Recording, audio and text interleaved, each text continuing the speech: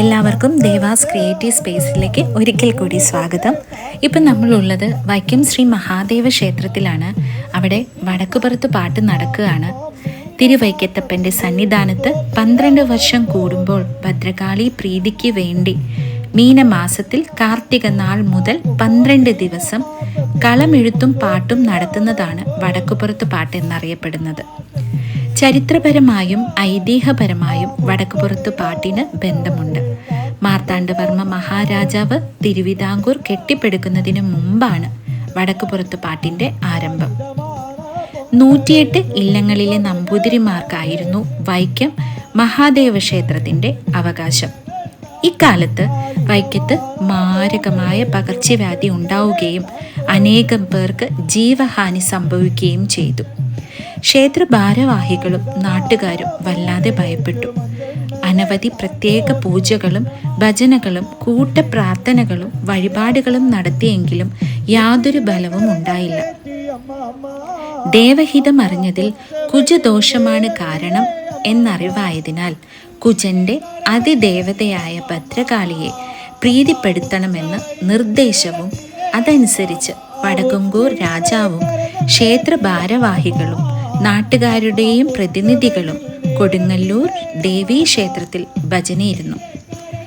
41 ദിവസം പൂർത്തിയായപ്പോൾ രാജാവിന് ഉറക്കത്തിൽ ഒരു സ്വപ്ന ദർശനം ഉണ്ടായി.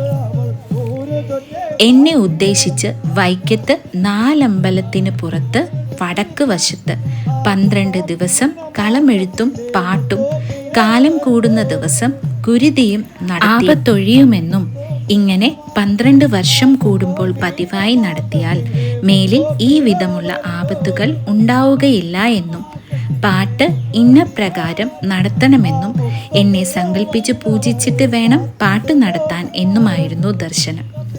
അടുത്ത ദിവസം രാജാവ് ക്ഷേത്രസന്നിധിയിൽ ചെന്നപ്പോൾ വെളിച്ചപ്പാടുറഞ്ഞു തുള്ളി ഞാൻ തന്നെയാണ് അടുക്കൽ വന്നതെന്നും പറഞ്ഞതുപോലെ ചെയ്താൽ ആപത്തൊഴിയും എന്നും കൽപ്പിച്ച് ഭസ്മം കൊടുത്ത് അനുഗ്രഹിച്ചു. രാജാവും മറ്റുള്ളവരും വൈക്കത്ത് വരികയും ദേവി കൽപ്പിച്ചതുപോലെ ആഘോഷപൂർവ്വം പാട്ടും കുരുതിയും നടത്തുകയും ചെയ്തതോടെ പകർച്ചവ്യാധികൾ ഒഴിഞ്ഞു മാറി.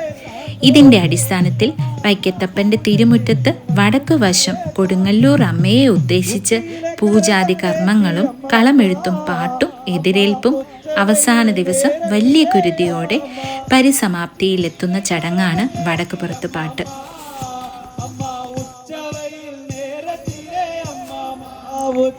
20-ാം നൂറ്റാണ്ടിൻ്റെ ആദ്യ കാലഘട്ടങ്ങളിൽ വരെ തുടർച്ചയായി നടത്തി വന്നിരുന്ന വടക്കുപുറത്ത് പാട്ട് 1925 ക്ഷേത്രത്തിൻ്റെ കിഴക്ക് ഭാഗത്ത് റോഡ് നിർമ്മിച്ച് കിഴക്കേ നടയുമായി ബന്ധിച്ചപ്പോൾ ക്ഷേത്ര മതിൽക്കെട്ടിനും വെളിയിൽ സ്ഥിതി ചെയ്തിരുന്ന തെക്കും കോവിൽ ഭഗവതി സങ്കേതം ക്ഷേത്രമുറ്റത്ത് വടക്കു പടിഞ്ഞാറേ കോണിലായി പ്രതിഷ്ഠിച്ചതിന് ശേഷം ക്ഷേത്ര മതിൽക്കെട്ടിനുള്ളിൽ ഭഗവതി സാന്നിധ്യം മുണ്ടെന്നതിനാൽ വടക്കുപുറത്ത് പാട്ട് മുടങ്ങി.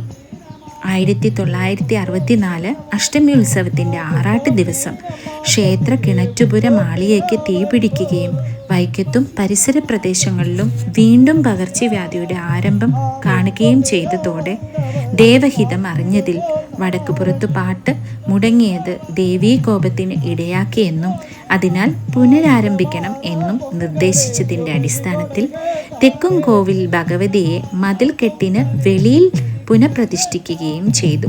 തുടർന്ന് ദേവസ്വം ഭാരവാഹികളും ഭക്തജനങ്ങളും 41 ദിവസം കൊടുങ്ങല്ലൂർ ദേവീക്ഷേത്രത്തിൽ ഭജനയിരുന്നു. അതിനുശേഷം 1965 വടക്കുപുറത്ത് പാട്ട് പുനരാരംഭിച്ചു.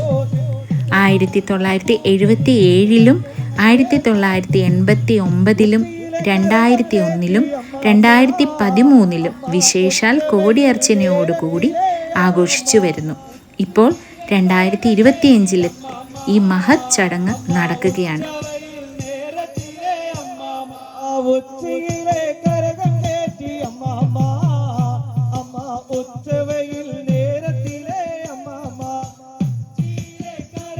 ഞായറാഴ്ച തെളിയുന്നത് 64 കൈകളും ആയുധങ്ങളുമേന്തി വേതാളിയുടെ പുറത്തിരിക്കുന്ന അതിഭാവുകത്വം നിറഞ്ഞ ഭദ്രകാളിയുടെ രൂപമാണ്. 440 കിലോ പൊടികളാണ് ഉപയോഗിക്കുന്നത്.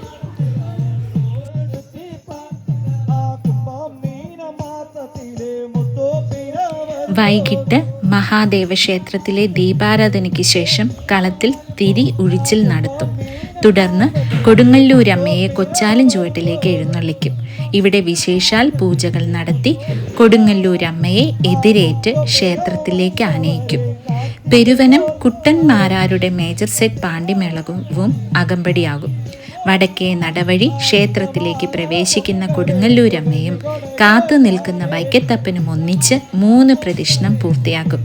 തുടർന്ന് കൊടുങ്ങല്ലൂരമ്മ കളത്തിലേക്കും വൈക്കത്തപ്പൻ ശ്രീകോവിലേക്കും പ്രവേശിക്കും. ഇതോടെ കളത്തറയിൽ കളം പൂജയും അമ്പലപ്പുഴ വിജയകുമാറിന്റെ നേതൃത്വത്തിൽ കളം പാട്ടും ആരംഭിക്കും. കളം മാച്ച് കളമെഴുതിയ വർണ്ണപ്പൊടികൾ ഭക്തജനങ്ങൾക്ക് പ്രസാദമായി വിതരണം ചെയ്യുന്നു. 12ാമത്തെ ദിവസം കളം മായ്ക്കലിന് ശേഷം മാന്ത്രിക പാരമ്പര്യമുള്ള വടശ്ശേരി നമ്പൂതിരി നടത്തുന്ന വലിയ കുരുതിയോടെ വടക്കുപുറത്ത് പാട്ട് പൂർണ്ണമാകുന്നു. കുരുതിക്ക് ശേഷം എല്ലാവരും ക്ഷേത്ര സങ്കേതത്തിൽ നിന്നും പുറത്തു പോകുന്നു. പിന്നെ ഭദ്രകാളിയുടെ അനുചരരുടെ ആവാസമാണ് അവിടെ എന്നാണ് വിശ്വാസം. ഈ ചടങ്ങുകളോടുകൂടി ദേശം ദോഷവിമുക്തമാകുന്നു എന്ന് നമ്മൾ വിശ്വസിക്കുന്നു. വൈക്കം ക്ഷേത്രവും പരിസരവും വീണ്ടും പഴയ ശാന്തിയിലേക്ക് നീങ്ങുന്നു. പിതാവിൻ്റെ സമീപത്തു നിന്നും ദേവി കൊടുങ്ങല്ലൂരിലേക്ക് മടങ്ങുന്നു. അടുത്ത വടക്കുപുറത്ത് പാട്ടിനായി ഒരു വ്യാഴവട്ടക്കാലം ഭക്തരും കാത്തിരിക്കുന്നു. ഏവർക്കും വൈക്കത്തപ്പൻ്റെയും കൊടുങ്ങല്ലൂർ ദേവിയുടെയും അനുഗ്രഹം ഉണ്ടാവട്ടെ എന്ന് പ്രാർത്ഥിക്കുന്നു.